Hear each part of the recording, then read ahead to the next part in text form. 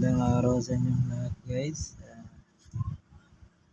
Meron na akong isi-share na hindi pa nakakalam. May electric fan tayong nire-repair. Ito binaklas pa natin. Dito natin sa kabitan ng capacitor, dyan natin i-check yung windings niya kung magagamit pa ba siya. Magamit tayo ng analog. Set natin sa times 10.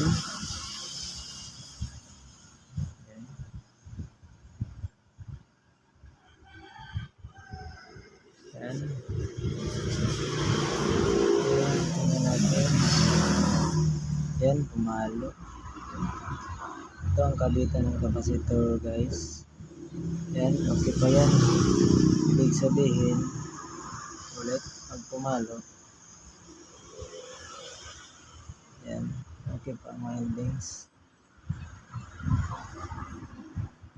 At sa wire niya, may apat siya na wire. Ito yung 1, 2, and 3. Tapos yung isa, common, pang-apat. Yan. Check tayo kung saan ang common. Ito. Itong iba. Yan. Pumapalo. Ito tayo sa common. Yan. Palit natin. Yan.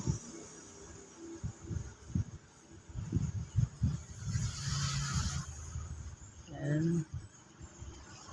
Kailangan may palo lang guys. Yan, may palo. Ito may palo. Yan, may palo. Yan, ibig sabihin na okay pa yung windings niya. Dito tayo sa analog.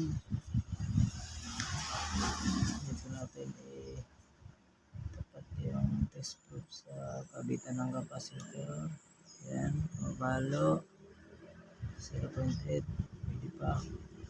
Ito naman ilagay sa common wire. Ito hanapin natin yung saan yung 1, 2, 3. Ito 505 431 535. So ito yung number 1, pinakamataas. 1 545 yung